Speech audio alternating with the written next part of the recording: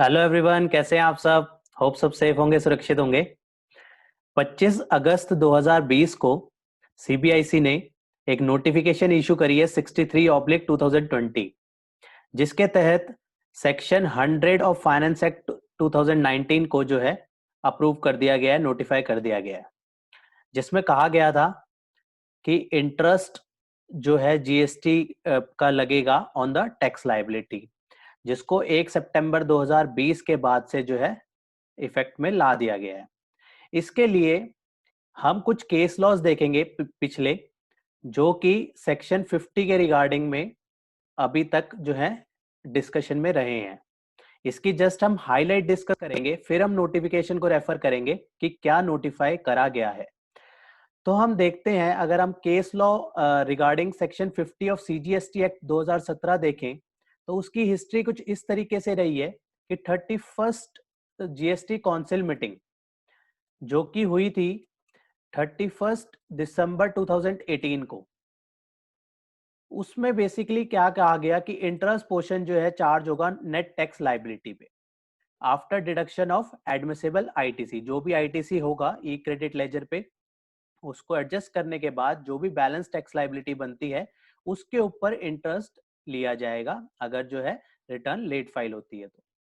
उसके बाद further finance act 2019 में 1 अगस्त 2018 को सेक्शन 100 जो है अमेंड किया गया, सेक्शन 100 इंसर्ट किया गया, जिसमें जिसकी वजह से अमेंडमेंट करी गई सेक्शन 50 में, जो कि बेसिकली नोटिफाइड हुआ है 25 अगस्त 2020 को।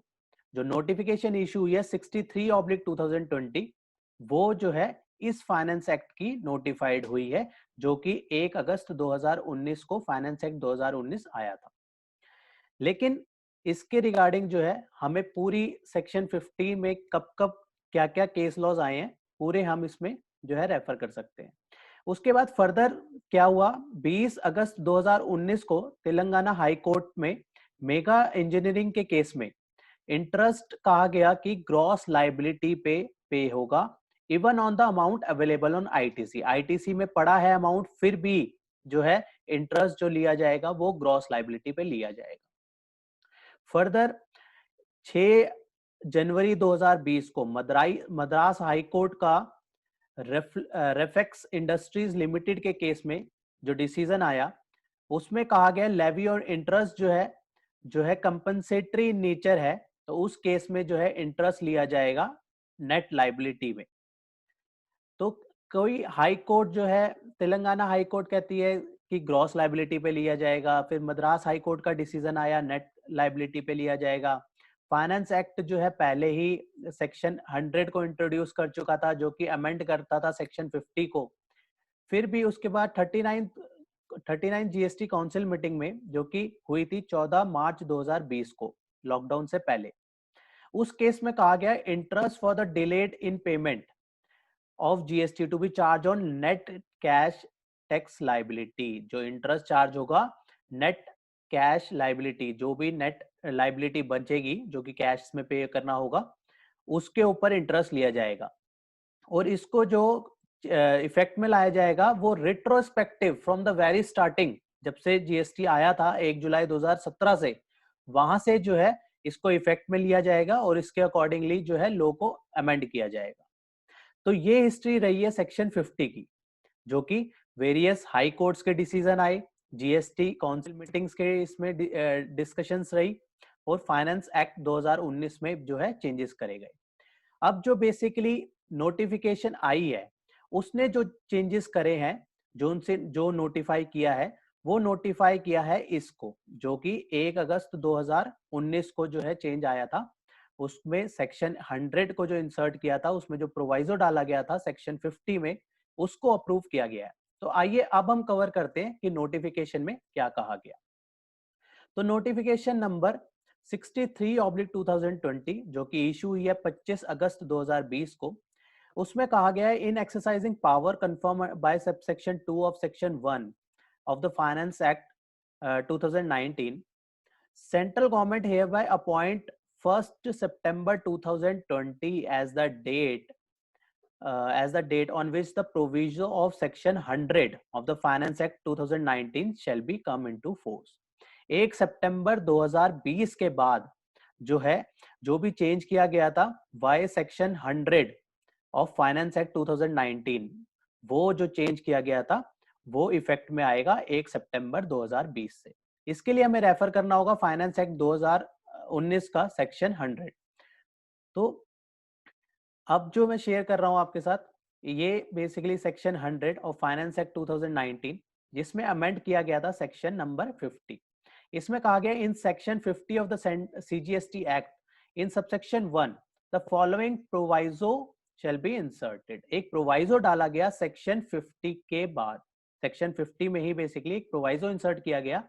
जो प्रोवाइजो डाला गया है वो कहता है provided that interest on tax payable, main इसमें टर्म जो है वो यही है, interest on tax payable in respect of supply made during the tax period and declared in the return for the said period furnishing after the due date in accordance with the provision of section 39। जो भी return due date के बाद जो है file होगी उन cases में क्या किया जाएगा, इंटरेस्ट जो भी पे करने की लाइबिलिटी बनेगी वो बनेगी टैक्स पेबल के ऊपर, जितना भी टैक्स पेबल बनता है।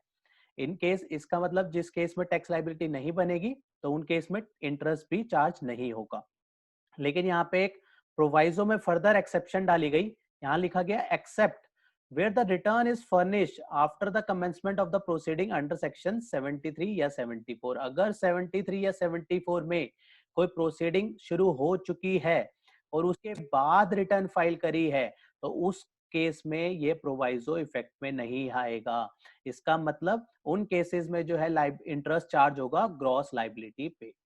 तो अब जो है बेसिकली इससे कंक्लूजन क्या निकलता है, कंक्लूजन ये निकलता है कि 1 सितंबर 2020 के बाद अगर हम बात करें तो इंटरेस्ट होगा नेट लाइबिलिटी पे चार्ज नॉर्मल केसेस में, लेकिन इंटरेस्ट चार्ज होगा ग्रॉस लाइबिलिटी पे अगर वो एक्सेप्शन में आता है जो कि कहता है return filed after commencement of proceeding under section 73 या 74।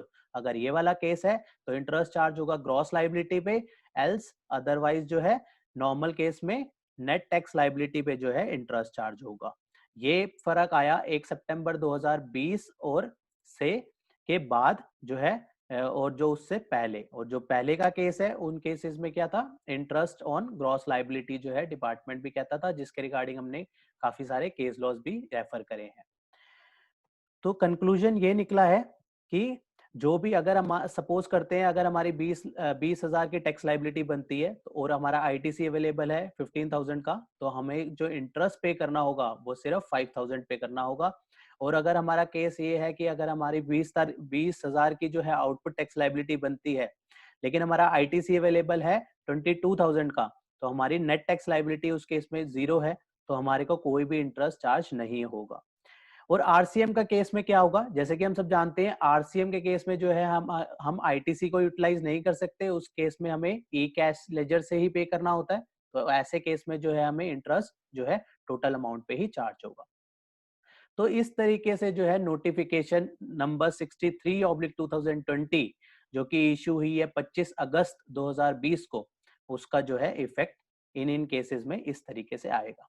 होप ये इस वीडियो से आपको जो है पूरी नोटिफिकेशन जो है क्लियर हो गई होगी। फर्दर अगर फिर भी कोई क्वेरी रहती है तो प्लीज आप कमेंट बॉक्स पे अपनी क्वेरी मेंशन कर दीजिए, या आप मेल भी कर सकते हैं taxgupshup@gmail.com पे। तो हमारी टीम जो है उस क्वेरी का जल्द से जल्द रिप्लाई करेगी। तो होप मिलते हैं फिर नेक्स्ट वीडियो में नेक्स्ट टॉपिक के साथ। टिल देन बाय बाय, जय हिंद, जय भारत।